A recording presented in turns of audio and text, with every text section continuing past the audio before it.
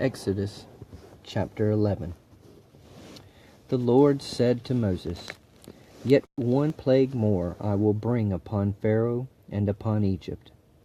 Afterward he will let you go from here. When he lets you go, he will drive you away completely. Speak now in the hearing of the people, that they ask every man of his neighbor and every woman of her neighbor for silver and gold jewelry. And the Lord gave the people favor in the sight of the Egyptians. Moreover, the man Moses was very great in the land of Egypt, in the sight of Pharaoh's servants, and in the sight of the people. So Moses said, Thus says the Lord, About midnight I will go out in the midst of Egypt, and every firstborn in the land of Egypt shall die, from the firstborn of Pharaoh who sits on his throne, even to the firstborn of the slave girl who is behind the handmill, and all the firstborn of the cattle. There shall be a great cry throughout all the land of Egypt, such as there has never been, nor ever will be again. But not a dog shall growl against any of the people of Israel, either man or beast, that you may know that the Lord makes a distinction between Egypt and Israel. And all these your servants shall come down to me and bow down to me, saying, Get out, you and all the people who follow you, and after that I will go out. And he went out from Pharaoh in hot anger. Then the Lord said to Moses, Pharaoh will not listen to you, that my wonders may be multiplied in the land of Egypt. Moses and Aaron did all these wonders before Pharaoh, and the Lord hardened Pharaoh's heart, and he did not let the people of Israel go out of his land. Chapter 12. The Lord said to Moses and Aaron in the land of Egypt, This month shall be for you the beginning of months. It shall be the first month of the year for you. Tell all the congregation of Israel that on the 10th day of this month every man shall take a lamb according to their fathers' houses, a lamb for a household. And if the household is too small for a lamb, then he and his nearest neighbor shall take according to the number of persons, according to what each can eat. You shall make your count for the lamb. Your lamb shall be without blemish, a male, a year old. You may take it from the sheep or from the goats, and you shall keep it until the 14th day of this month, when the whole assembly of the congregation of Israel shall kill their lambs at twilight. Then they shall take some of the blood and put it on the 2 doorposts and the lintel of the houses in which they eat. They shall eat the flesh that night, roasted on the fire. With unleavened bread and bitter herbs they shall eat it. Do not eat any of it raw or boiled in water, but roasted, its head with its legs and its inner parts. And you shall let none of it remain until the morning. Anything that remains until the morning you shall burn. In this manner you shall eat it, with your belt fastened, your sandals on your feet, and your staff in your hand. And you shall eat it in haste.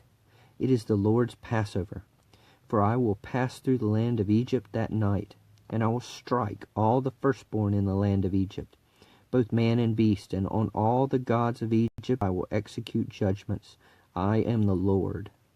The blood shall be a sign for you on the houses where you are. And when I see the blood, I will pass over you, and no plague will befall you to destroy you when I strike the land of Egypt.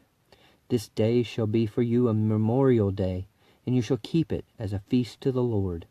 Throughout your generations, as a statute forever, you shall keep it as a feast. 7 days you shall eat unleavened bread. On the first day you shall remove leaven out of your houses. For if anyone eats what is leavened, from the first day until the 7th day, that person shall be cut off from Israel. On the first day you shall hold a holy assembly, and on the 7th day a holy assembly. No work shall be done on those days, but what everyone needs to eat, that alone may be prepared by you. And you shall observe the feast of unleavened bread, for on this very day I brought your hosts out of the land of Egypt. Therefore you shall observe this day throughout your generations as a statute forever. In the first month, from the 14th day of the month at evening, you shall eat unleavened bread until the 21st day of the month at evening. For 7 days no leaven is to be found in your houses. If anyone eats what is leavened, that person will be cut off from the congregation of Israel, whether he is a sojourner or a native of the land. You shall eat nothing leavened. In all your dwelling places you shall eat unleavened bread.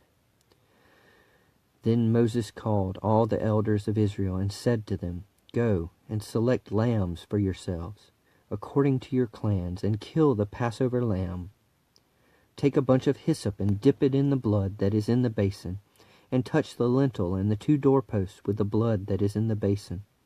None of you shall go out of the door of his house until the morning. For the Lord will pass through to strike the Egyptians, and when he sees the blood on the lintel and on the doorposts, the Lord will pass over the door, and will not allow the destroyer to enter your houses to strike you. You shall observe this rite as a statute for you and for your sons forever. And when you come to the land that the Lord will give you, as he has promised, you shall keep this service. And when your children say to you, What do you mean by this service? You shall say, It is the sacrifice of the Lord's Passover. For he passed over the houses of the people of Israel in Egypt, when he struck the Egyptians but spared our houses. And the people bowed their heads and worshipped. Then the people of Israel went and did so. As the Lord had commanded Moses and Aaron, so they did. At midnight the Lord struck down all the firstborn in the land of Egypt, from the firstborn of Pharaoh who sat on his throne to the firstborn of the captive who was in the dungeon, and all the firstborn of the livestock. And Pharaoh rose up in the night, he and all his servants and all the Egyptians. And there was a great cry in Egypt, for there was not a house where someone was not dead. Then he summoned Moses and Aaron by night, and said, Up, go out from among my people, both you and the people of Israel, and go, serve the Lord as you have said.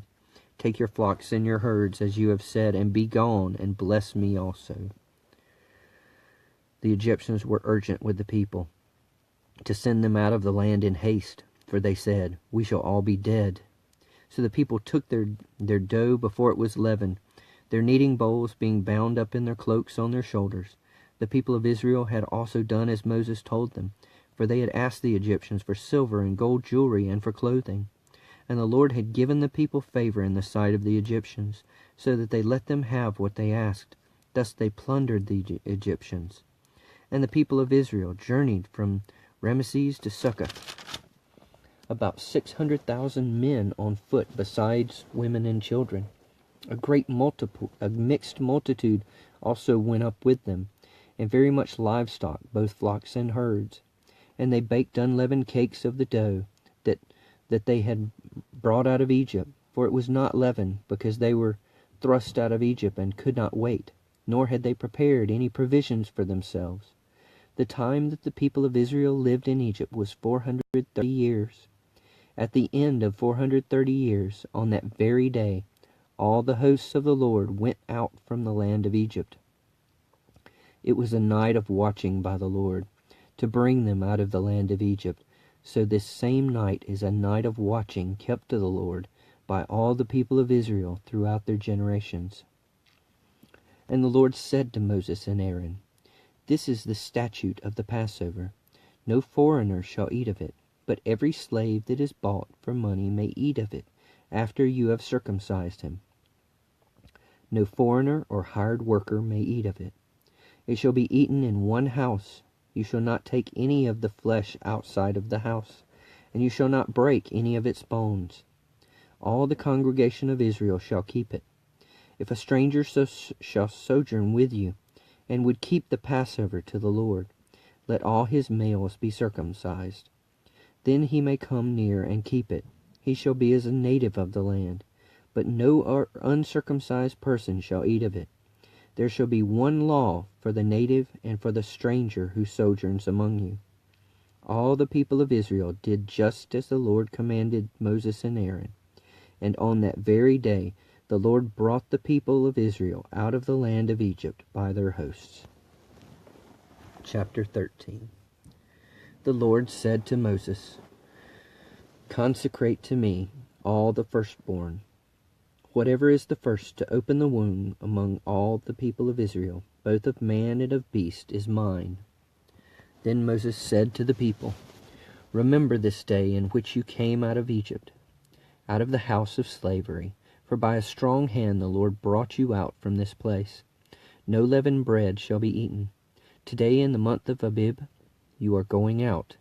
And when the Lord brings you into the land of the Canaanites, the Hittites, the Amorites, the Hivites, and the Jebusites, which he swore to your fathers to give you, a land flowing with milk and honey, you shall keep this service in this month. 7 days you shall eat unleavened bread, and on the 7th day there shall be a feast to the Lord. Unleavened bread shall be eaten for 7 days. No leavened bread shall be seen with you, and no leaven shall be seen with you in all your territory. You shall tell your son on that day, 'It is because of what the Lord did for me when I came out of Egypt.' And it shall be to you as a sign on your hand and as a memorial between your eyes, that the law of the Lord may be in your mouth. For with a strong hand the Lord has brought you out of Egypt.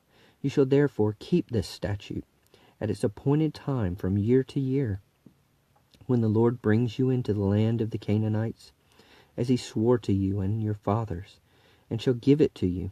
You shall set apart to the Lord all that first opens the womb.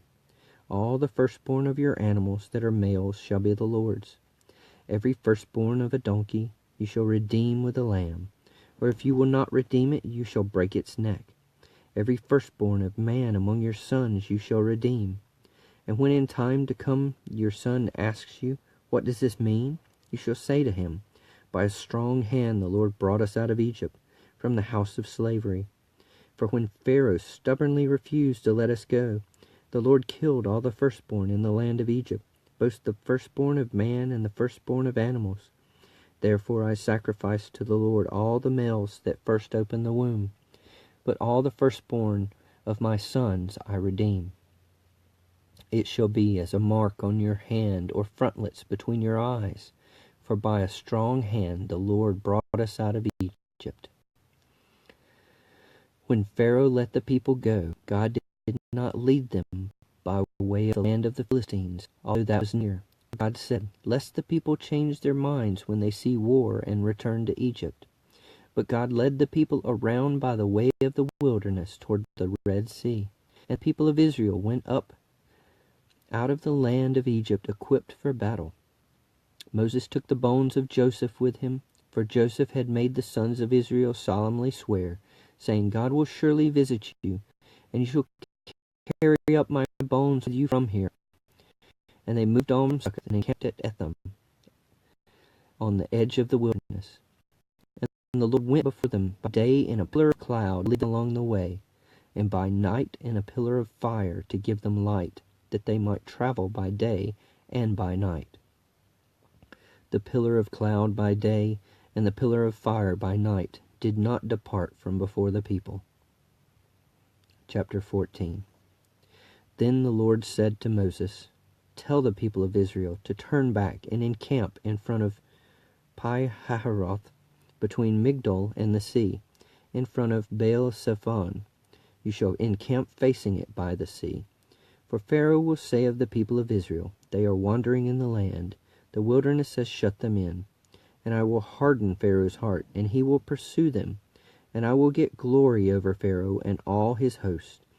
And the Egyptians shall know that I am the Lord." And they did so. When the king of Egypt was told that the people had fled, the mind of Pharaoh and his servants was changed toward the people. And they said, "What is this we have done, that we have let Israel go from serving us?"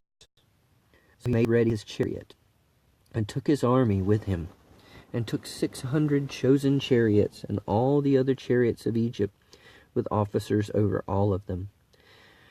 And the Lord hardened the heart of Pharaoh king of Egypt, and he pursued the people of Israel, while the people of Israel were going out defiantly. The Egyptians pursued them, all Pharaoh's horses and chariots, and his horsemen and his army, and overtook them and camped at the sea by Pi-hahiroth in front of Baal-zephon.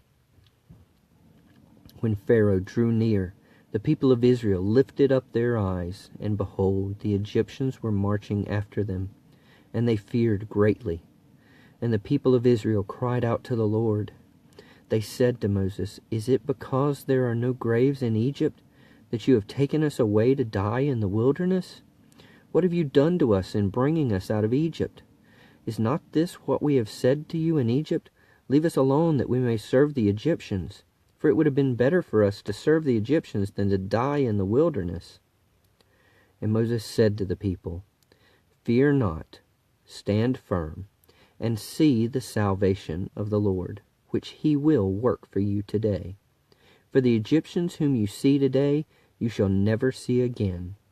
The Lord will fight for you, and you have only to be silent." The Lord said to Moses, "Why do you cry to me? Tell the people of Israel to go forward. Lift up your staff and stretch out your hand over the sea and divide it, that the people of Israel may go through the sea on dry ground. And I will harden the heart of the Egyptians, so that they shall go in after them, and I will get glory over Pharaoh and all his host, his chariots, and his horsemen. And the Egyptians shall know that I am the Lord, when I have gotten glory over Pharaoh, his chariots, and his horsemen."